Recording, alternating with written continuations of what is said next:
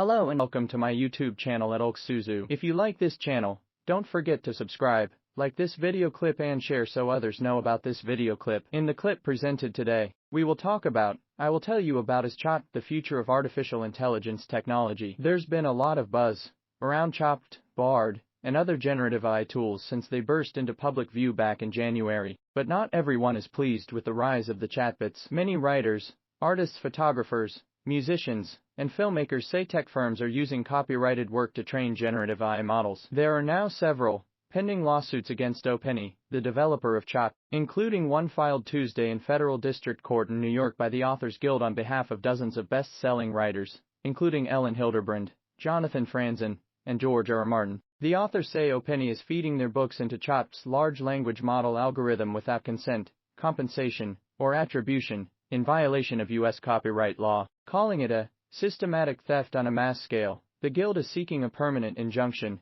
and damages for lost licensing opportunities and for making authors unwilling accomplices in their own future market irrelevance. OpenAI has said the books are used only to spur innovation, not to create new works, and that practice is lawful under the fair use provision of copyright law. Rebecca Tushnet studies and teaches copyright and trademark law as the Frank Stanton Professor of the First Amendment at Harvard Law School. In a conversation with the Gazette, she talked about the author's case against OpenAI and some of the broader legal issues around emerging tech. The interview has been edited for clarity and length. Q&A. Rebecca Tushnet, Gazette. Authors claim OpenAI is pilfering their books to improve ChatGPT's ability to spit out derivative works, in clear violation of copyright laws. Is the law clear on this issue? Tushnet, no. And in fact, the law in terms of using works for training or for large-scale data mining purposes has often been held to be fair use. The internet as we know it today, with Google and image search and Google Books, wouldn't exist if it weren't fair use to use these words, and for an output that was not copying. Now,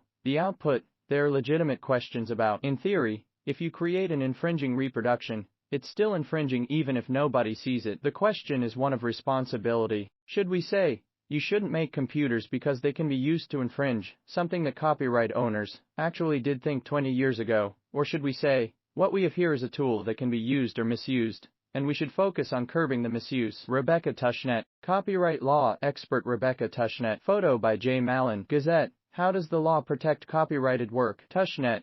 You do have rights against reproduction or the creation of derivative works, subject to limits like fair use. There are other specific limits, but fair use is the big one. Gazette. Is the definition of fair use the main issue here? Tushnet. That's where this argument is going to go. The two questions are going to be fair use for the training data, which I think is pretty clear under current law, and then, who's responsible for the outputs? Is it the prompter or is it the existence of the tool? The law, as it exists, is reasonably settled, but the law can change. I think OpenAI has the better of the argument, but we'll see what the court thinks. Gazette. Are there loopholes or carve-outs in the law for particular industries, like technology? Tushnet. The copyright law is not like a set of rules you can fit on a page. It's several hundreds of dense pages. Are there protections for specific industries? There are a ton. There are special provisions for religious camps and farmers' associations, and all sorts of stuff, but none of them are all that relevant to most of the AI issues, except insofar as there are notice and takedown regimes for cases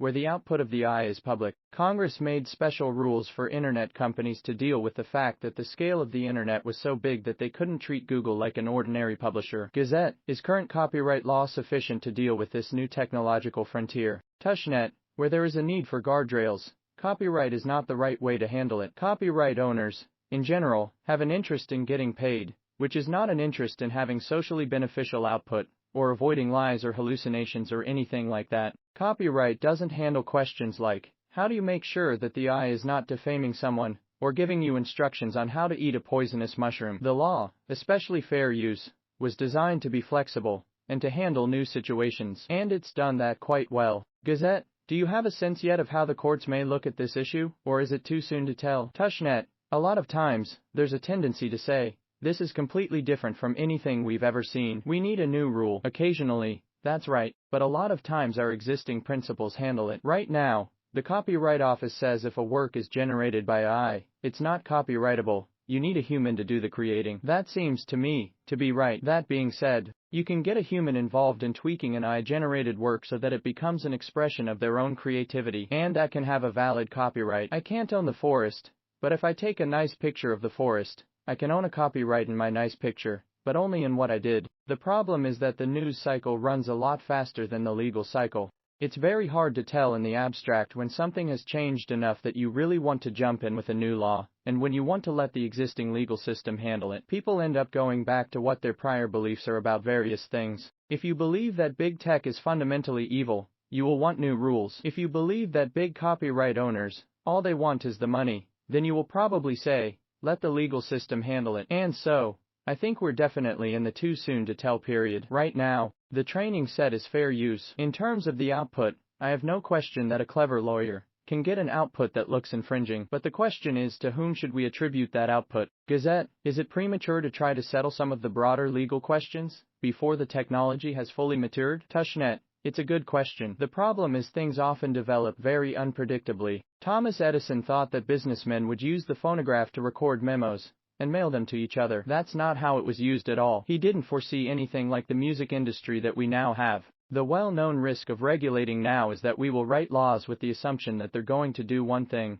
and just completely miss the actual path of technological development, including missing things that we should have been regulating. This is why my general position is, if you care about the potential for lost jobs, we need to look to labor law and unfair competition law. Copyright is not going to help you with that. In terms of defamation, the way you deal with that is you have a rule against defaming people. It doesn't matter whether it was generated by AI. We don't want you to do that. YouTube channel at Alexandru. Thank you for watching this video clip to the end. I hope it was a video clip from which you learned something. Understand, if you like this video clip, don't forget ***** subscribe, give a like, a share on social networks, so your friends know cut this clip.